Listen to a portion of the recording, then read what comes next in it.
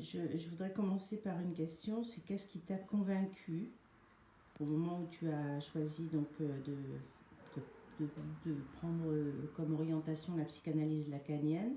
Qu'est-ce qui t'a convaincu de cette orientation?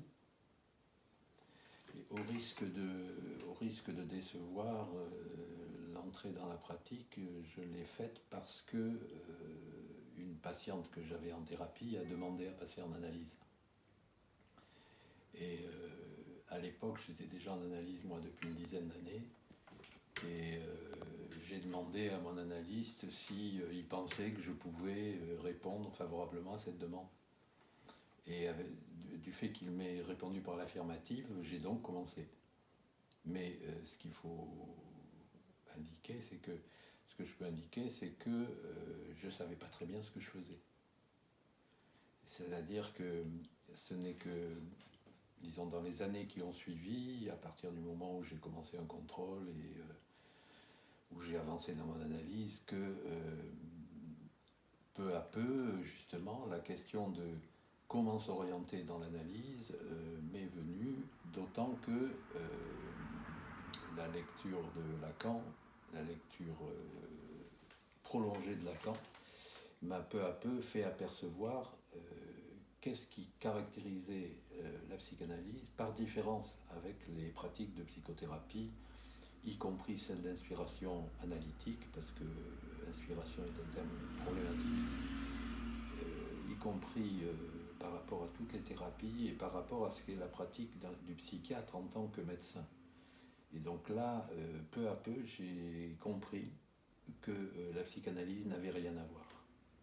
Et donc je me suis lancé dans une pratique tout autre, qui est une pratique qui dépend essentiellement et presque complètement de ce que peut articuler, de ce que peut dire un analysant ou une analysante. Et ça n'a rien à voir avec une pratique médicale, rien à voir avec une pratique de psychiatre, mais c'est au contraire prendre le risque d'écouter quelqu'un uniquement dans les enchaînements de signifiants qui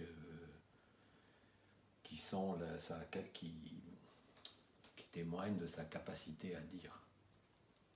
Et parce qu'en fait, la question de l'analyse, elle se joue dans la question de dire, et de dire ce qui s'est passé, si on peut dire à l'origine, bien que justement le sujet soit exclu de son origine, mais ce qui s'est passé à l'origine, c'est-à-dire la façon dont le langage a percuté, c'est le cas de le dire, le corps du sujet, avec pour conséquence de provoquer la survenue du symptôme. Voilà. Donc c'est la clinique. Et donc c'est par la clinique que je me suis orienté, mais c'est en réalité pas seulement par la clinique, mais parce que Lacan appelle la praxis, c'est-à-dire le fait des allers-retours permanents entre les articulations théoriques et les articulations cliniques. Donc ça, c'est ce qui t'a convaincu dans ta pratique. Mais qu'est-ce qui t'a, toi, convaincu pour prendre cette orientation? C'est-à-dire que ça, c'est ce qui t'a amené, ta réponse, là, c'est au fond ce qui t'a amené à prendre d'autres en analyse. Mais qu'est-ce qui t'a convaincu, toi, au fond, de la pertinence ou de, justement, qu'est-ce qui t'a percuté, toi, pour prendre cette orientation? Est-ce qu'il y a, alors, par exemple, une rencontre ou une... S'il est question de l'orientation lacanienne, ce qui m'a convaincu, convaincu est un drôle de mot, n'est-ce pas? Ce qui m'a convaincu, je le dis parce que Lacan l'a relevé, ce qui m'a convaincu, c'est très simple. C'est le moment où j'ai, moi, terminé mon analyse. C'est-à-dire que sans la... Parce que la question de l'analyse, c'est quoi? C'est qu'on y entre par la croyance, on croit à l'inconscient, on croit à la psychanalyse, mais c'est une croyance qui est infondée.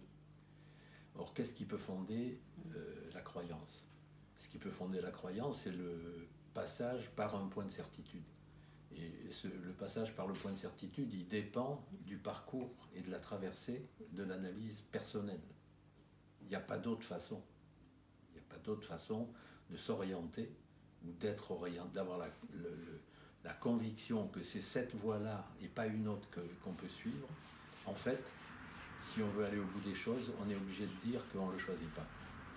Et que ça dépend d'une part de la façon dont sa propre analyse se termine, et ça dépend aussi des rencontres qu'on peut faire avec d'autres savoirs, et en particulier le savoir de la littérature et le savoir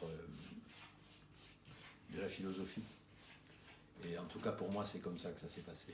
Donc tu es en train de dire qu'au fond on entre en analyse par rapport à une croyance et on en sort avec une certitude. Oui. Plus que d'être convaincu, donc avec une certitude finalement. Et est-ce que tu penses que la croyance suffit? Enfin, c'est ce que tu as l'air de dire, mais ça me semble... Je questionne ça en tout cas. Est-ce que tu penses que la croyance suffit pour maintenir une analyse, enfin jusqu'au bout, pour la mener jusqu'à la certitude? Parce que j'ai l'impression, au fond, mais c'est tout à fait personnel, qu'une croyance, c'est fragile, et que, au fond, quelqu'un reste en analyse non pas à partir d'une croyance, mais à partir de ton symptôme. Est-ce que tu... Voilà, qu'est-ce que tu... Oui, bien sûr, mais ça suppose que justement le sujet ait aperçu la dimension du symptôme. C'est-à-dire, puisque c'est ça qui va faire qu'il va rester en analyse. Parce qu'il s'avance avec une croyance en l'inconscient, oui. Mais en principe, il ne sait pas quel est son symptôme. Et c'est justement le travail de l'analyse, c'est-à-dire le fait que le dispositif soit mis en place, que le sujet s'y prête, et c'est ça qui va faire que peu à peu, le symptôme va pouvoir être dégagé. D'ailleurs, dans le même temps, le fantasme également. Mais bien sûr, c'est pas la croyance de départ qui va durer jusqu'à la fin. C'est ça, voilà. Encore que, c'est toute la question. C'est toute la question, parce qu'il y a, Lacan a pointé ça, c'est qu'on peut aussi, parce qu'on a fait une analyse, ne plus croire à l'inconscient. Or, ce que prouve une analyse, c'est que même si elle va à son terme, justement, il y a quelque chose de l'ordre de la foi dans l'inconscient qui demeure. Parce que l'inconscient se manifeste au-delà de la fin de l'analyse. Donc il y a un écart entre la croyance et la foi. Absolument. Il y a un écart entre la croyance et la foi. C'est-à-dire que la foi comporte quelque chose de plus que la croyance, qui est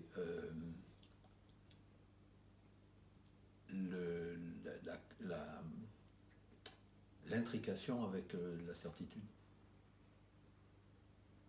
Ce serait un point qu'on pourrait développer. Bon. Oui. Je vais passer à ma deuxième question. Alors, en fait, c'est une question qui paraît simple et qui est un peu énorme.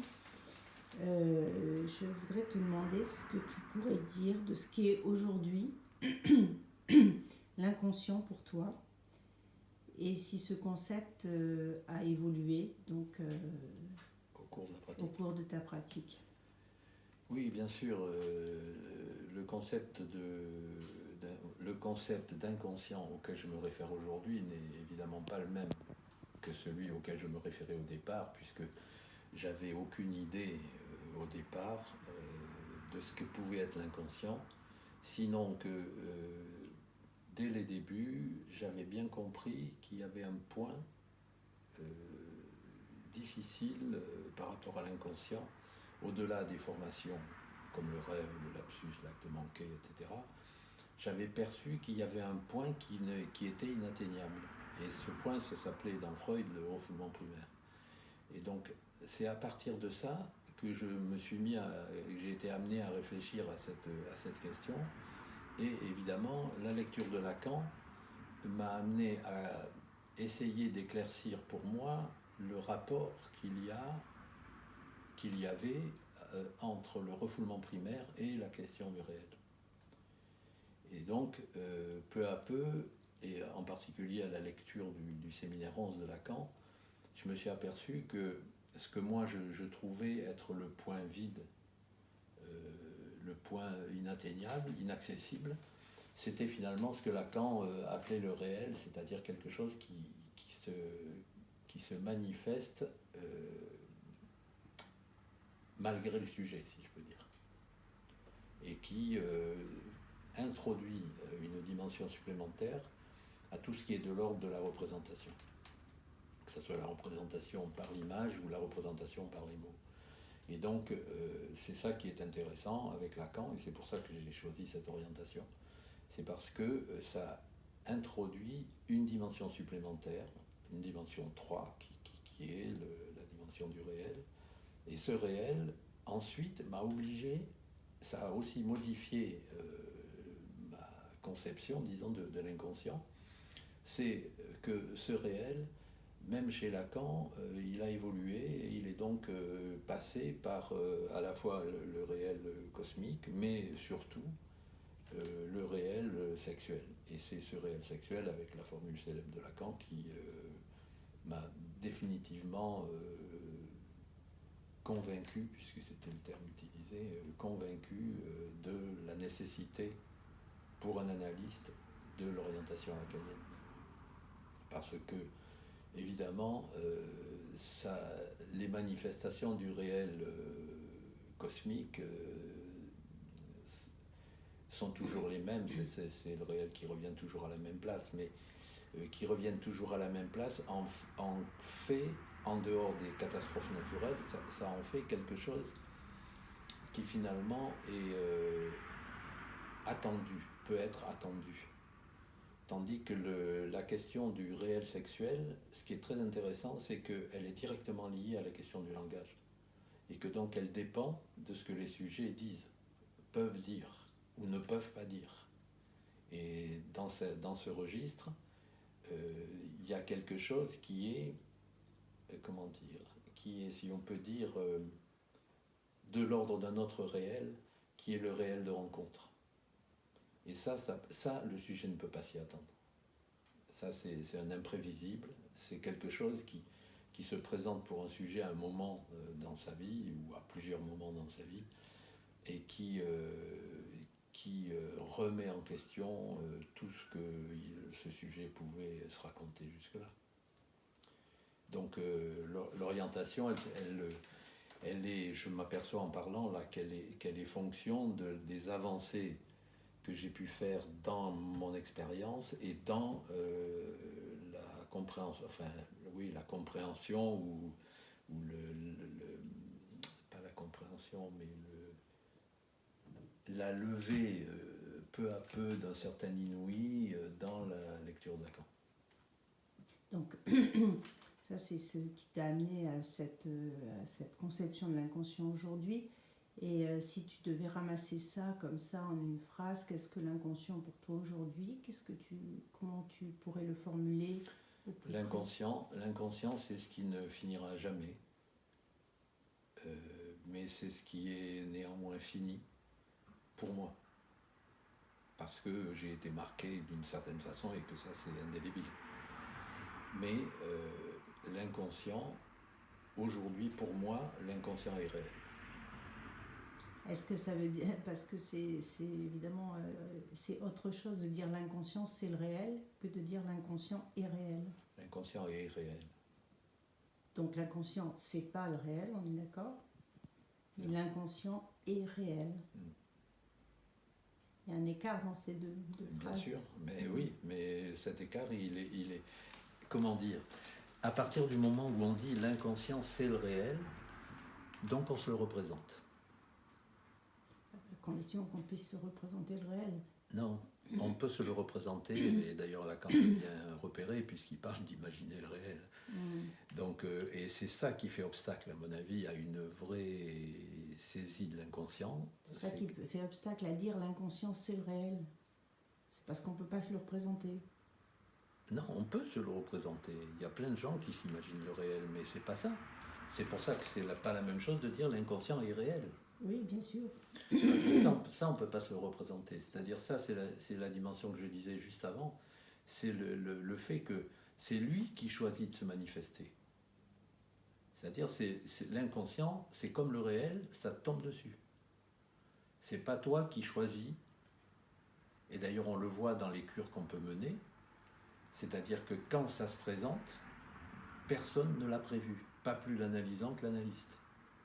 Dans une cure, ce réel, il se présente comment? Il se présente au moment où l'analysant s'aperçoit qu'il y a une faille, qu'il y a une coupure entre tout ce qu'il peut dire et quelque chose qui est de l'ordre d'un affect qui l'occupe, qui l'empêche de poursuivre dans le blablabla, dans les habituelles associations. C'est-à-dire que c'est le moment où ce qui se répète, dans ce qui se répète, il y a quelque chose qui n'était jamais advenu jusque-là. C'est pour ça que Lacan a raison, quand dans le séminaire 11, il dit « la répétition appelle le nouveau ». C'est-à-dire c'est une coupure radicale. C'est une coupure radicale. Et cette coupure-là, une fois qu'elle a eu lieu, ça change tout. Coupure entre ce qui est dit et puis au fond ce qui... toi tu dis ce qui affecte. Ce qui affecte le corps, donc. D'accord. Donc c'est quand le sujet prend acte de cette coupure. Non, le problème c'est ça. Le problème c'est est-ce que le sujet prend acte ou est-ce que le sujet va rejeter la coupure? Oui, non, mais oui, j'entends bien, mais c'est-à-dire la reconnaissance de l'inconscient, ça serait prendre acte de cette coupure. Voilà. Ok, d'accord. Alors, c'est-à-dire que par rapport à l'inconscient réel, il n'y a pas de clôture possible. La seule chose qui peut se clore à ce moment-là, se fermer, c'est l'analyse de l'analysant. Oui. Qui peut se terminer. Mais en revanche, du côté de l'inconscient réel, il ne peut pas y avoir de clôture. D'accord. Il n'y a donc pas de dernier mot d'analyse. C'est ça. Donc au fond... au fond, ce qui demeure, c'est ça qu'on apprend quand même quand on fait une analyse.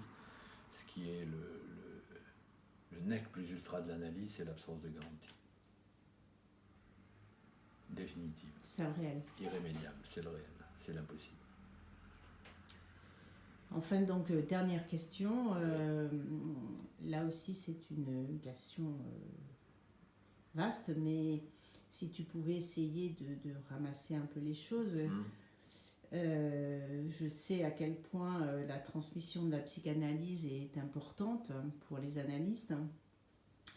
Et je sais aussi combien elle est problématique. Alors voilà, je voudrais te demander comment tu penses, toi, aujourd'hui, cette transmission de la psychanalyse. Comment tu penses qu'elle pourrait être, disons, peut-être plus il y a différents niveaux efficace. il y a différents niveaux de transmission de la psychanalyse. C'est-à-dire que, d'abord, pour ce qui me concerne, je me situe à partir de l'énoncé de Lacan de 78, à savoir que la psychanalyse est transmissible, mais en même temps la psychanalyse est intransmissible. Et donc c'est cette tension qui m'intéresse à moi, qui m'intéresse d'explorer. Alors, qu'est-ce qui est transmissible, finalement? Ce qui est transmissible, ce qui fait expérience, c'est la psychanalyse personnelle. C'est-à-dire que on ne peut pas éviter de pousser une analyse jusqu'au bout pour, justement, faire apercevoir que dans le dispositif lui-même, il y a un réel. Et que c'est ce réel qui commande. Donc il y a un impossible qu'il faut ajouter au dispositif. C'est-à-dire, bien sûr, il y a l'analysant, il y a l'analyste, mais il y a aussi l'impossible. Il y a aussi le réel. C'est d'ailleurs un moment difficile de l'analyse. Oui, c'est un moment difficile parce que c'est le moment où l'imaginaire en prend un sacré coup. C'est-à-dire que, évidemment, tout ce que l'analysant a pu fomenter, a pu articuler, a pu repousser concernant le savoir, ça lui saute à la figure. C'est-à-dire qu'il survient dans le dispositif lui-même un savoir imprévu. Ce savoir, c'est le savoir de l'inconscient. C'est peut-être un moment aussi où il y a un risque que les cures s'arrêtent et ne se terminent pas. Il faut bien dire qu'en pratique, il y a beaucoup de cures qui s'arrêtent là-dessus et beaucoup de cures qui s'arrêtent juste avant ça. C'est ça, c'est un problème, ça. Alors ça c'est un problème puisque à partir du moment où ça fait point de fermeture, l'analysant ne peut plus ferme la question de la transmission. Exactement. Donc au fond, la question de la transmission est liée aux fins de cure. Enfin, est très, très liée aux fins de cure. Mais de toute façon, concernant la psychanalyse, il n'y a que les cures. Il n'y a que les cures qui nous enseignent quelque chose. Donc c'est pas la peine d'aller chercher ailleurs. C'est là que ça se passe. La transmission de la psychanalyse. C'est-à-dire qu'on peut, évidemment, du fait de l'existence de la psychanalyse, il peut se transmettre autre chose. Mais pour ce qui est de la transmission de la psychanalyse, c'est dans la cure que ça se passe et pas ailleurs. Et c'est dans la mesure où l'expérience est menée à son terme qu'on peut parler de transmission de l'analyse. C'est-à-dire que ça permet de s'apercevoir que tel sujet est mordu par l'inconscient et tel sujet ne le sera jamais, ou ne l'est pas. N'a pas pu l'être et donc ce sujet-là reste au niveau de la croyance, dont on parlait au début. C'est-à-dire, il n'y a pas c'est pas une certitude d'expérience de l'inconscient. Ça n'empêche pas le sujet de continuer à croire à l'inconscient et de continuer dans les analyses qu'il va mener à croire à l'inconscient. C'est un problème. C'est un problème énorme parce que ce dont il est question dans la transmission de la psychanalyse n'est pas de cet ordre. Ce qui est dans l'expérience la preuve de la transmission de la psychanalyse, c'est que l'autre n'existe pas. C'est que l'autre ne s'atteint pas, que l'autre en tant qu'autre ne s'atteint pas. Voilà. Et je trouve ça absolument passionnant. Donc au fond, ce que je trouve important là dans ce que tu dis, c'est la transmission est liée à la façon dont chaque sujet finit sa cure. La transmission est strictement dépendante du nouveau rapport que le sujet entretient avec le réel. Oui, voilà. Alors, bien entendu, ça c'est la transmission de la psychanalyse en tant que praxis dans les cures. Et puis, il y a une autre question, mais moi je ne dis pas que c'est une transmission, je dis que c'est une diffusion. C'est-à-dire que par rapport aux autres savoirs, il peut y avoir des échanges, mais qui restent de l'ordre de la connaissance, et donc pas du savoir, de l'ordre de la connaissance, et donc d'une sorte de rencontre, d'ailleurs plus ou moins fabriquée, entre le savoir de l'analyse et ce que traite la littérature, entre le savoir de l'analyse et la façon dont la philosophie s'acharne à maintenir la question de l'être. Alors que l'analyse, justement, est à situer du côté du manque à être et du désêtre. C'est-à-dire, justement, qu'il n'y a pas de question de l'être. Il n'y a de l'être que parce qu'on parle. Il n'y a de l'être que par l'être. Il n'y a pas de l'être, il n'y a pas d'être autre que ça. Et la philosophie, évidemment, elle, bute sur cette question. Parce que cette question, elle a une conséquence. Enfin, cette position a une conséquence. C'est que si on maintient de l'être, alors il n'y a pas de division du sujet. C'est-à-dire que le sujet est unifié. Alors que ce que montre la psychanalyse, c'est que justement, le sujet ne peut pas rejoindre l'être. Et qu'il est affronté à la question, à un ternaire qui d'ailleurs fait écho au ternaire réel, symbolique et imaginaire, qui est le ternaire de l'amour, désir et jouissance. À quoi il faut ajouter le symptôme. Voilà. Et donc là, il n'y a pas de transmission. C'est une bêtise de penser qu'il y aurait une transmission de la psychanalyse à l'extérieur de la cure, puisqu'à ce moment-là, s'il y avait une transmission de la psychanalyse à l'extérieur, dans la rencontre avec d'autres savoirs, alors on pourrait se passer de l'expérience analytique. Bon, justement, on ne peut pas. Parce qu'elle n'a aucun sens en dehors de son expérience même. Donc la transmission de la psychanalyse, c'est l'expérience de la cure. La transmission de la psychanalyse, c'est l'expérience de la cure, et c'est la limite de la psychanalyse. Une psychanalyse ne peut pas tout. Et en particulier, on s'en aperçoit depuis le temps. Il y a eu Freud, il y a eu Lacan, il y a eu les post-lacaniens, il y a eu les néo-lacaniens, il y a eu tout ce qu'on veut. Mais ce qui est sûr, c'est que ça n'a absolument pas fait bouger quelque chose dans le champ, dans la connaissance littéraire ou philosophique. Je trouve que c'est très intéressant de dire ça. Au fond, la psychanalyse, elle fait toute la différence avec les autres savoirs, mais elle ne peut pas tout. C'est ça. C'est exactement ça. C'est-à-dire qu'il faut admettre, il me semble que si on s'efforce d'occuper la place du psychanalyste dans l'expérience analytique, on a cette idée quand même que non seulement l'analyse ne peut pas tout, mais le psychanalyste surtout ne peut pas tout. Autrement dit, il s'inscrit justement dans quelque chose qui est anti-fermeture, anti-clôture, anti-unification, anti-représentation, parce qu'il sait qu'il est, comme sujet, lui-même d'en avoir fait l'expérience, divisé. Voilà. Et que l'autre est inatteignable, en tant qu'autre. Et pour finir, juste, je te laisse 2 minutes pour dire ce que tu auras envie de dire. Sur la psychanalyse et l'intention.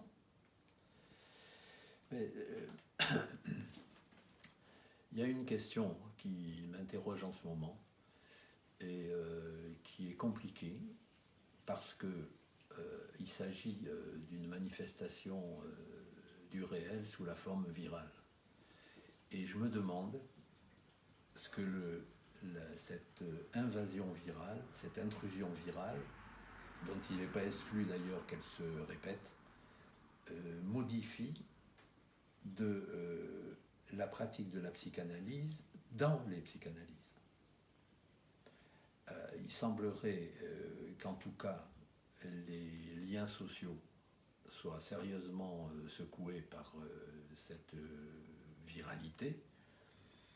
Et évidemment, ce qui est remarquable, c'est que, contrairement à ce qui se passe d'habitude, c'est-à-dire où très souvent l'analysant ne parle même pas de sa vie quotidienne, si on peut dire, le problème avec le virus, c'est qu'il est rentré dans les cabinets psychanalytiques. Et que du coup, il y a une difficulté pour les analysants à faire la différence entre dans l'analyse et autour de l'analyse. Et en particulier, on s'aperçoit que ça occupe un espace dans les psychanalyses, ça occupe un espace dans la parole, je veux dire. Ça occupe un temps aussi dans la parole. Et ce temps-là, il me semble observer que ça détourne le sujet de sa question propre. Donc de l'élaboration et de la réduction en particulier du symptôme. Oui, autrement dit, cette viralité opère comme résistance à la psychanalyse.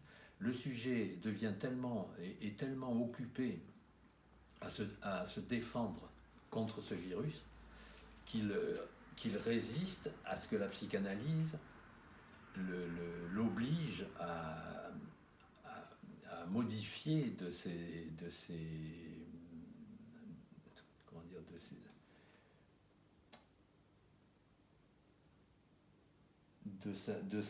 son parcours, de ce que l'inconscient commande à son parcours. Parce que cette intrusion du réel, au-delà de l'angoisse et de la panique qu'on peut relever chez certains, modifie le discours. Et c'est ça le problème. C'est ça le problème parce que finalement, au fond, si on veut résumer, si on veut essayer de différencier les choses, habituellement, ce qui intéresse l'analysant, c'est son analyste, et aujourd'hui, ce qui intéresse l'analysant, c'est le virus. Je ne sais pas si tu serais d'accord pour dire ça. Moi, j'ai noté aussi un autre problème qui a justement à voir avec la croyance. C'est que j'ai noté que beaucoup d'analysants en voulaient au dispositif analytique, et à l'analyste en particulier, du fait que ce virus soit là. Et que l'analyse n'y puisse rien, au fond. Justement, on le disait juste avant, l'analyste ne peut pas tout, l'analyse non plus. Et en effet, il y a des analysants qui en veulent à l'analyste de ne pas avoir pu empêcher le virus de pénétrer dans son monde. Exactement, ouais. Ce qui rend aussi, quelquefois, la poursuite des cures difficile. Mais en effet, c'est comme tu dis, sans doute là aussi une résistance à l'analyse, quoi. Bien sûr. Bien sûr, c'est-à-dire que le virus favorise la résistance à l'analyse. Merci beaucoup pour tes réponses.